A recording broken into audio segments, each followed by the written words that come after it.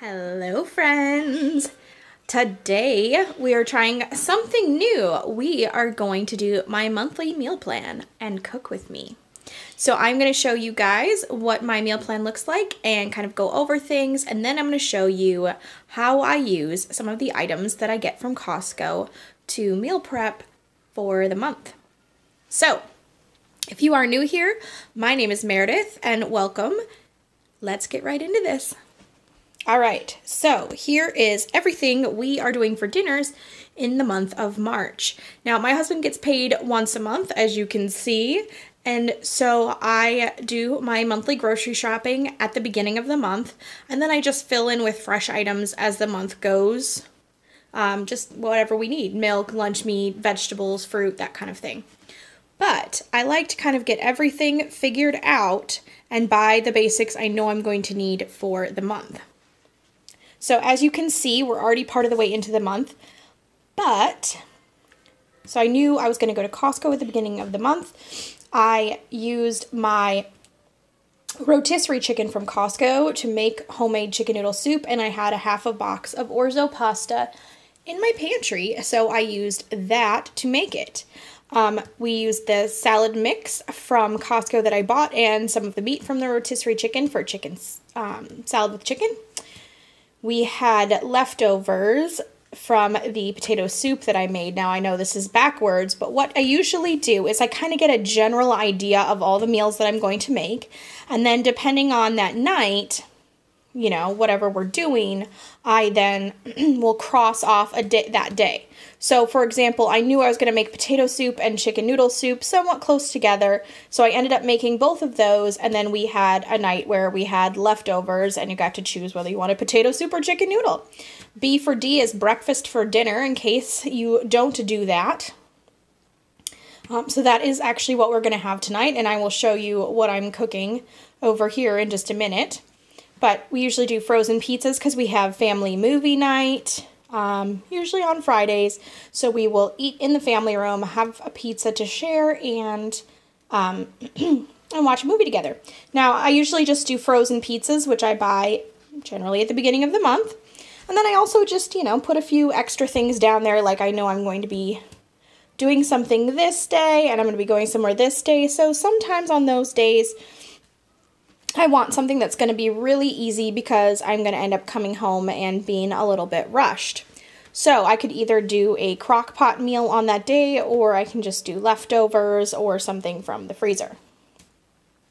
So here is everything that we are having. Now, the barbecue chicken in the crock pot is actually going to get moved up because I bought some of the Hawaiian sweet rolls, and we're going to use those as sliders. So I know that because those have a quicker expiration date than the 17th, I'm going to have to move that up in the month, which is totally fine. As I go, I will just then cross that out and pick a different meal to do. So it's not set in stone. It's got some flexibility, and that's what I love.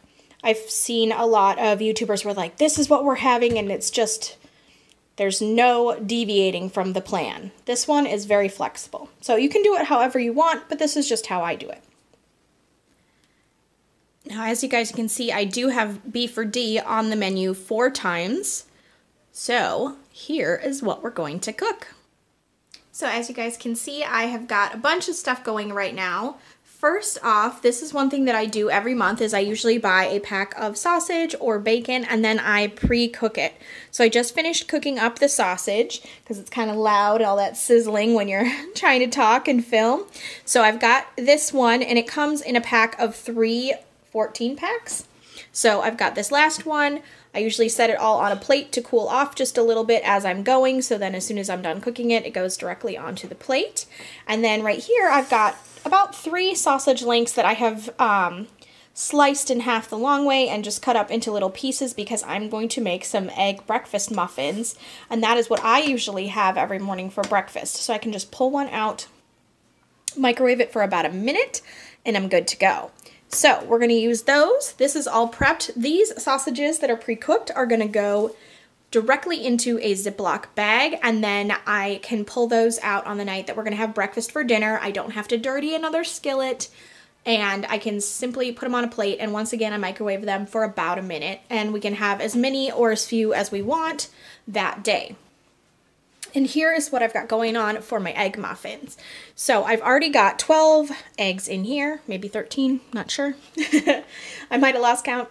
And then I have already salted and peppered those eggs. So to this, we are gonna add some sour cream. Now I am not like exact on my measurements. You certainly can find a recipe for this just about anywhere, but I'm gonna do a dollop of sour cream.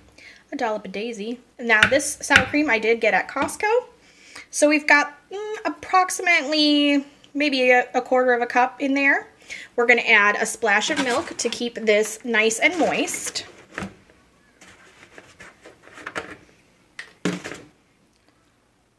Now because I've already got the sour cream, which adds a lot of moisture, we're just going to use a few tablespoons of milk. We're not going to go nuts.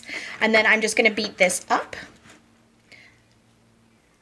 All right, guys, and now we are to the assembly point of our egg muffins. So the biggest tip I can give you when making egg muffins is to grease the pan.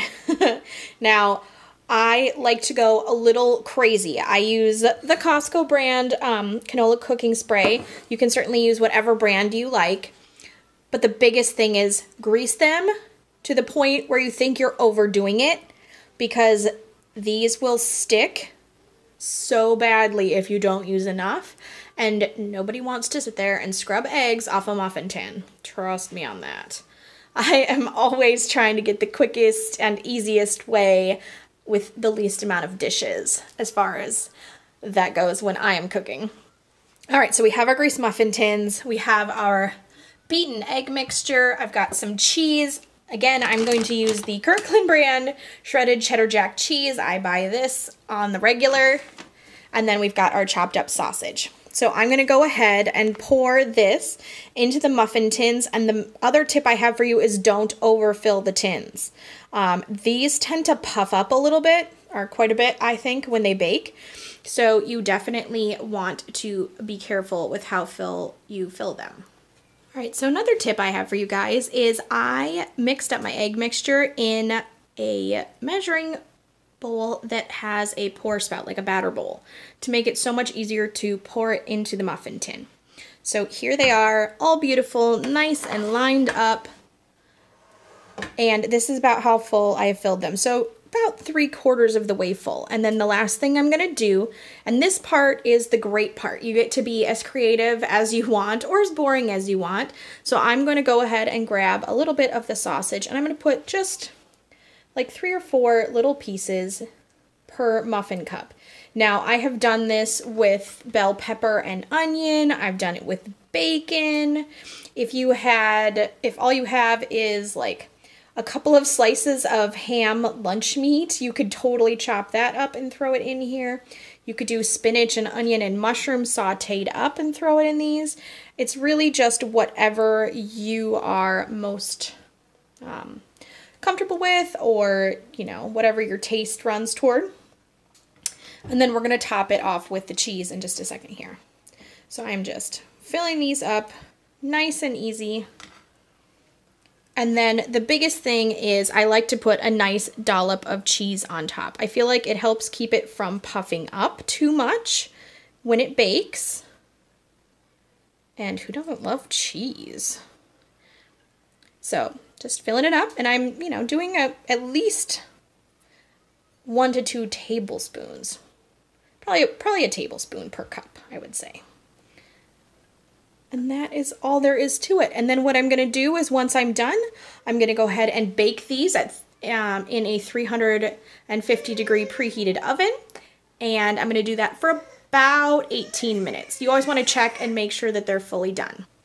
All right, so here is what the finished product looks like on the sausage. So I have all of those cooked sausages in here, and then I'm just wiggling it out so that they all end up laying flat as much as possible so they don't stick together too much when I freeze them. And then we're gonna just take this and slide it into the freezer on top of, I usually stick it on top of a pizza box to keep it flat while it freezes.